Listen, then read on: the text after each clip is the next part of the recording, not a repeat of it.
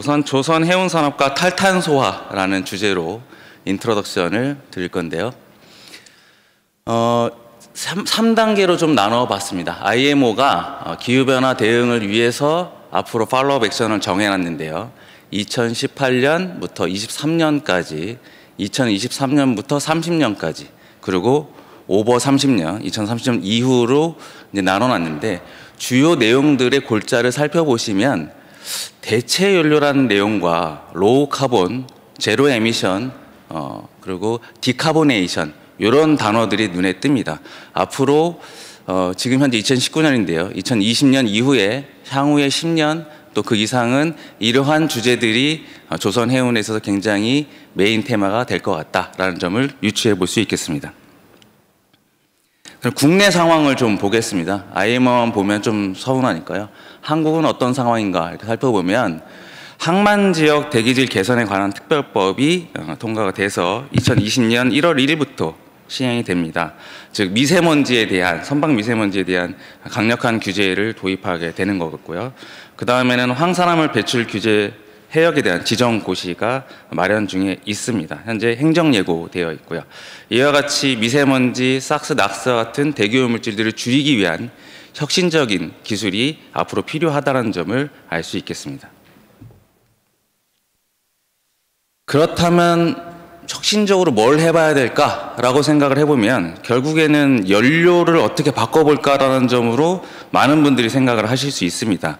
요 이제 그래프를 보시면 다양한 연료가 나와 있는데요. 그 중에 제가 네모 박스로 쳐놓은 게 디젤 연료를 보실 수 있고요. 이 화살표의 중간 부분에 있습니다. 이 화살표가 지향하는 점은 선박에서 쓰기 가장 좋은 연료를 말할 수 있겠습니다. 디젤은 베스트 시나리오 내에 위치하고 있고요. 그렇다면 LNG, 암모니아, 하이드로젠 같은 연료들은 사실상 이 화살표 내에 근접해 있지 않고 이 아랫부분에 위치하고 있는데요. 이 부분을 살펴보시면 선박에 있어서는 제한된 선박 공간과 연료 적재량 등의 문제로 부피에 대한 문제가 좀 있을 수 있습니다. 하이드로젠을 쓰거나 암모니아를 쓰거나 이렇게 하면은 점점점 친환경성은 좋아지지만 화물 손실이 생길 수 있다는 점을 말씀드릴 수 있겠고요. 그걸 보여주는 장표가 될 건데요. 밑에 이제 표를 보시면 디젤이 부피 공간의 1을 차지할 때 LNG는 1.74, 그리고 액체 수소는 4.54입니다. 이거는 단열 공간을 제외했기 때문에 단열 공간까지 포함하게 되면 2 또는 5 이상의 연료 공간이 필요하다라고 볼 수 있겠고, 이거는 화물 손실로 연결될 수 있다라는 점을 생각해야 될 것 같고요. 그러다 보니까 결국에는 공간 최적화를 위한 배치 설계라든가 벙커링에 대한 부분을 좀 본격적으로 고민을 해볼 지점이기도 합니다. 다음은 이제 그 선박에 있어서 경제성 부분을 좀 제가 살펴봤는데요. 현재 단기적으로는 VLSFO, LNG가 경제적이라고 나옵니다. 장기적으로는 암모니아나 수소, 그리고 신캐스 이런 것들이 경제성이 확보될 가능성을 보여주고 있습니다. 현재 그 친환경 연료를 쓰기 위해서 연료 가격이 점점 하락이 되고 있고, 보시는 그림에서 오른쪽을 보시면 LNG 연료 같은 경우는 이미 HOP 대비해서 경제성을 확보하고 있죠. 향후에 써야 될 하이드로젠 같은 연료들은 현재도 HFO 대비해서 4.43배 이상의 연료 가격을 나타내고 있습니다. 이러다 보니까 결국에는 탄소세, 지원금 등의 정부 어떤 정책, 이런 부분들이 추가적으로 필요하지 않나라는 생각입니다. 웰투 프로펠러라는 제가 표현을 썼는데요. 연료가 채굴이 돼서 또 생산이 돼서 실제 선박을 구동하는 데까지 들어가는 지점에 있어서 그 전체 라이프 사이클을 좀 살펴본 건데요. 실제로 수소가 어떻게 생산이 되는지 생산 과정에 있어서 좀 살펴보게 되면 수소의 경우에는 그린 수소, 즉 신재생 에너지를 이용하지 않으면 오히려 생산 과정에서 다양한 CO2라든가 이런 대기오염 물질을 배출하는 경향을 볼 수가 있겠습니다. 이래서 지금 해양수산부, 산업통상자원부가 모두 그린 수소, 신재생 에너지를 이용한 수소 생산이 필요하다라는 부분을 같이 얘기하고 있는 부분이고요. 앞으로도 대체 연료를 쓸 때 생산 이후의 단계만 보지 말고 생산 단계부터 같이 비교 분석이 필요하지 않나라는 점입니다. 그렇다면 선박의 연료로서 이러한 대체 연료들이 어떻게 쓰일 수 있을 것인지를 좀 살펴봤는데 두 가지로 좀 보겠습니다. 하나는 작은 선박 기준으로 보면 지금도 작은 선박은 뭐 태양광, 뭐 해수, 뭐 풍력 등을 이용해서 선박을 구동할 수 있겠고요. 또한 배터리 선박도 이미 상용화되어 있습니다. 오른쪽에 그림을 보시면 지금 노르웨이나 이런 데 쓰이는 차도선 같은 선박에 배터리를 무선으로 충전하는 그런 선박도 이미 나와 있는 상태고요. 즉 배터리라든가 뭐 대체 연료들이 이러한 연안 선박 중심으로는 해외에는 이미 상용화되어 있다라고 볼 수 있겠습니다. 그러면 사실 우리 모두가 더 크게 관심을 갖고 있는 큰 선박들은 어떻게 해야 되나 보면 이제부터 할 게 굉장히 많습니다. 일단 연료 생산 및 저장 설비를 구축을 다 해야 됩니다. 액화 수소 벙커링 터미널도 필요하고요. 아까도 제가 그린 수소 생산을 해야 된다고 말씀드렸는데 조력, 풍력, 태양광 등을 기반으로 한 수소 생산 설비도 필요할 거고요. 이러한 생산과 저장이 되는 과정에 있어서 운송을 하기 위한 수소 운송 선박도 필요하게 될 것 같습니다. 운송 방법은 뭐 액화 수소 운송도 있겠고 LOH처럼 다른 탄화수소에 수소를 붙여서 운송한 다음에 그걸 떼어내는 방법도 있을 수 있겠습니다. 이렇게 뭐 다양한 연료들이 생산이 되고 또 저장이 되고 벙커링이 된 다음에 선박에 어떻게 쓰이는지를 좀 살펴보겠습니다. 제가 두 가지로 구분해 놨는데 오른쪽이 온보드, 그 다음에 왼쪽이 오프보드가 될 건데요. 오프보드는 수소, 암모니아, 뭐 바이오가스 등이 생산돼서 선박까지 오는 과정이고요. 이러한 그 가운데 노란색으로 보여지는 부분이 메탄올 연료, 암모니아, 하이드로젠, 그리고 쇼어파워는 AMP를 얘기하는 겁니다. 이러한 것들이 선박 내로 공급이 되는 과정이고요. 결국엔 스토리징 탱크가 필요하고 뭐 쇼어파워로 쓰려면 배터리를 써야 될 거고요. 이러한 대체 연료들이 연료전지 또는 제너레이터, 컨버션 엔진에 들어가서 전기를 생산하거나 파워를 만들어내는 과정을 볼 수 있겠습니다. 이러한 과정 중에 LPG, LNG는 현재로서는 이미 상용화되고 있는 기술이 될 거고요.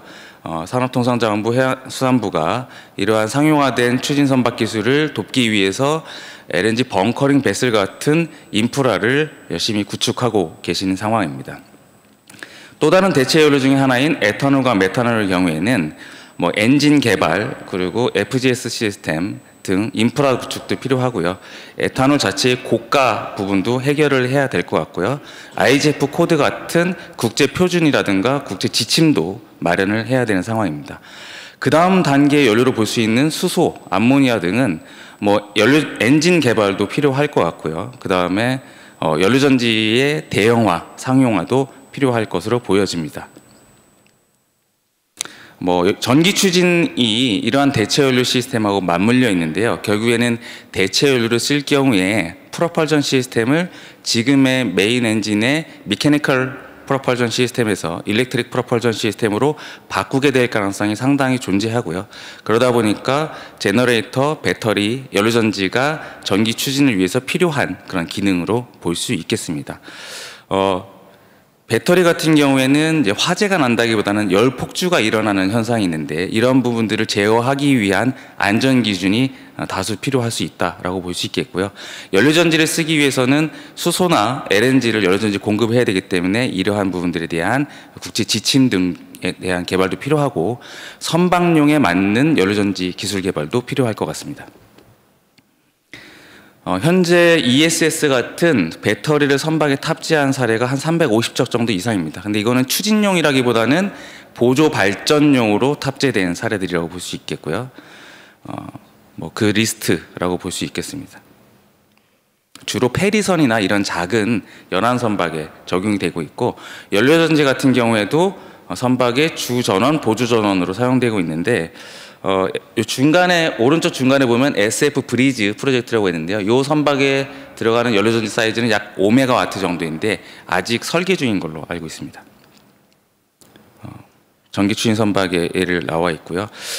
해외 사례에 보면은 뭐 프랑스, 노르웨이, 스웨덴, 차이나, 유럽 국가들이 주로 배터리 전기 추진 선박을 건조를 했고요. 한국의 경우에도 부산항만공사와 KR이 배터리 전기 추진 선박에 대한 지금 설계를 진행 중이고 건조를 할 예정입니다. 저희가 진행하고 있는 탈탄소화 연구를 좀 말씀을 드리겠습니다. 제가 대체 연료는 연료의 생산부터 추진까지의 전 단계에 걸쳐서 살펴봐야 되고 그거에 대한 기술 개발이 필요함을 앞서서 말씀드렸는데요. 그래서 제가 그린 수소 얘기도 했었고요. 그래서 저희가 지금 한국성급은 파워 투 가스, 즉 신재생에너지인 풍력발전기 등을 이용해서 수소를 생산하고 저장하는 기술에 대한 기술 개발을 진행을 한전등과 같이 하고 있고요. 그 다음에는 수소 연료와 같은 것들을 어떻게 선내에 저장하고 운송할 것인가 라는 부분을 연구를 하고 있습니다. 그래서 카고 컨테인먼트 시스템에 대한 수소 카고 컨테인먼트 시스템에 대한 연구를 올해까지 진행을 했고 올해 기본 설계까지 완료를 한 상태입니다. 그 다음은 선박 내에서 전기 추진 시스템이 어떻게 돌아갈 것이냐에 대한 연구를 진행하고 있고요. 저희 한국성급은 작은 선박보다는 중형급 이상 선박을 대상으로 하기 때문에 이러한 선박들은 배터리 전기 추진은 좀 힘들고요.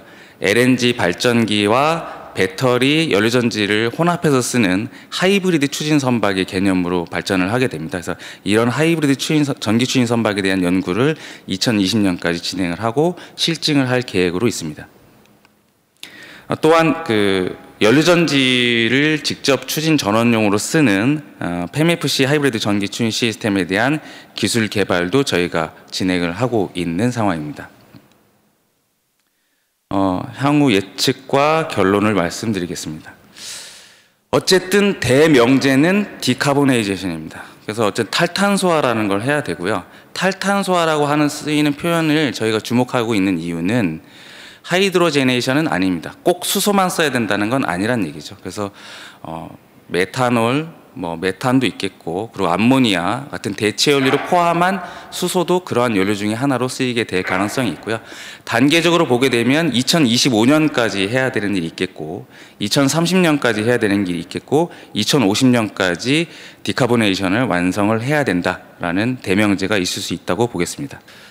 결국에 연료가 생산돼서 선박의 추진용으로 쓰일 때까지 전 단계에 걸친 연구 개발이 필요할 걸로 보여집니다. 연료의 생산에 대한 연구도 필요할 거고 선박용으로는 수급 가능성을 특히나 살펴봐야 될 것 같고 경제성도 매우 중요한 문제가 될 것 같습니다. 그래서 이런 부분에 대해서 연구가 계속돼야 될 것 같고요. 그 다음에 이러한 대체 연료들이 선박에 공급되고 벙커링되는 과정에 대한 연구가 필요할 것 같습니다. 또한 선내 연료 저장에 대한 부분, 아까도 제가 말씀드렸지만 수소 같은 경우에는 5배 이상의 연료 공간이 필요하기 때문에 이러한 선내 저장 공간에 대한 부분도 필요하고요. 제 발표 다음에 이재명 교수님 발표를 하시는 걸 알고 있는데 연료 탱크에 대한 고민도 본격적으로 필요할 것 같고 연료 공급 시스템 그리고 이러한 연료를 사용할 수 있는 엔진, 연료전지 등에 대한 연구도 다각도로 필요할 걸로 보여집니다. 네, 이상으로 발표 마치겠습니다. 감사합니다.